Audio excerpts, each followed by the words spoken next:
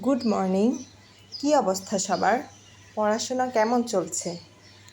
আজকে তাহলে আমি শুরু করব 47তম বিসিএসের 180 দিনের প্রস্তুতিতে নবম দিন। তো শুরু করা যাক। আজকে আমি পড়ব উপসর্গ আর অনুসর্গ। উপসর্গ আর অনুসর্গ থেকে প্রথমেই আমি যেটা পড়ব ক্লাস লেকচারটা পড়ে ফেলব। এরপর আমার কাছে নোট আছে, নোট একটা পৃষ্ঠা মাত্র, ওই এক পৃষ্ঠা নোটও পড়ব আর নোটটা আমি ভিডিওর লাস্টে অ্যাড করে দিব। এরপর আমি অভিযাত্রী বই রিডিং পড়ে ফেলব। তারপর অল কোশ্চেন্স, যতগুলো কোশ্চেন এসেছে উপসর্গ থেকে তাও পড়ে ফেলব। এরপর লাইভ এমসিকিউ থেকে এক্সাম দিব। তারপরে নিত্যদিনের যে কাজ ভোকাবুলারি পড়া তা আজকে পড়ব, কিন্তু নিয়মভাবে পড়ব না। আজকে সেগুলোই পড়ব যেগুলো এতদিন পড়েছি, তা রিভিশন দিব। সাধারণত পড়ার সময় যদি কোশ্চেন অ্যানালাইসিস করে দেখি এবং সেই অনুযায়ী পড়ি, তাহলে পড়াশোনার গুরুত্বটাও ঠিক ভিন্ন ভিন্ন রকম হয়। তো আজকে যেহেতু উপসর্গ অনুসর্গ পড়ব, কোশ্চেন অ্যানালাইসিস করলাম, দেখলাম 35তম বিসিএস থেকে 46তম বিসিএসে মাত্র 4টি কোশ্চেন এসেছে উপসর্গ থেকে। এর মধ্যে 39তম মেবি ওইটা স্পেশাল বিসিএস ছিল, ওইখানে আসছে 2টি কোশ্চেন। মানে মোট মিলিয়ে আমার এটার গুরুত্বটা মোটামুটি লেগেছে। তো পড়ার সময়ও আমার কাছে এটা টপিক্সটা একটু ইজি ছিল সবসময়ই, যেহেতু আমরা ছোটোকালেও এটা পড়ে এসেছি 9-10-এ। তো পড়তে মোটামুটি অত বেশি টাইম লাগলো না, কষ্ট হলো না। আর গুরুত্বটা একটু আমার কাছে একটু মোটামুটি লেগেছে দেখে ওইভাবেই পড়াশোনা হয়েছে। তো এরপর এইভাবেই পড়াশোনা শুরু করে দিলাম। ফার্স্টে ক্লাস লেকচারটা পড়লাম আর একটা যে নোট ছিল ওইটাও পড়লাম। তো পড়তেছি, তো দেখা যাক কতটুকু কিভাবে শেষ করতে পারি। শুরু করা যাক।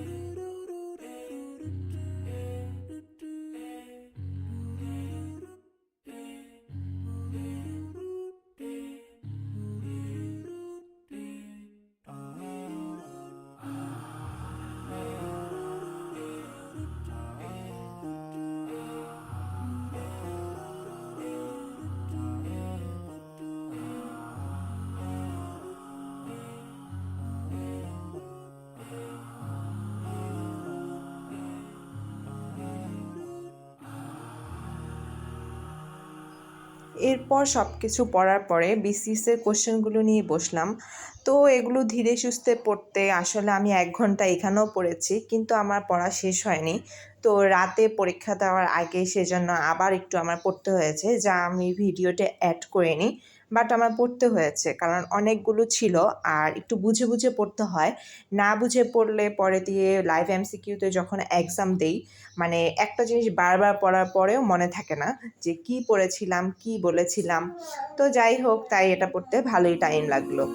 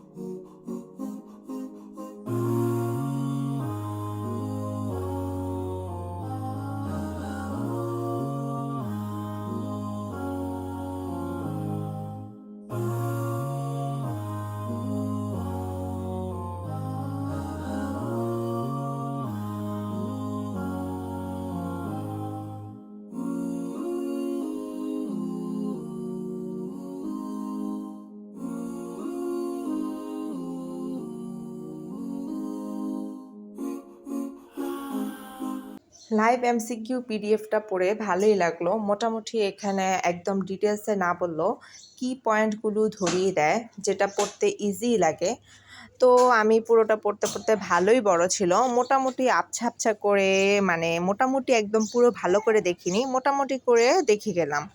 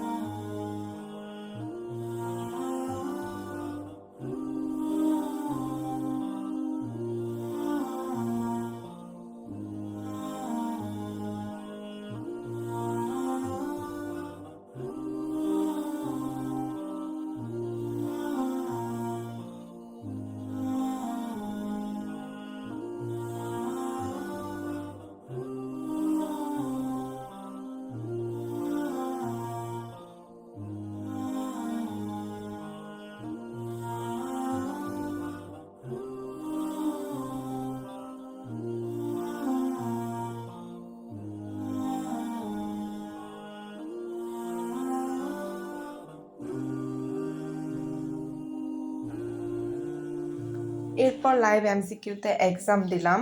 কয়েকটা সেকশনে এক্সাম দিয়েছি। তো একটা সেকশনে এমন কোনো কোশ্চেনই ছিল না যে শুধু উপসর্গ নিয়ে থাকবে।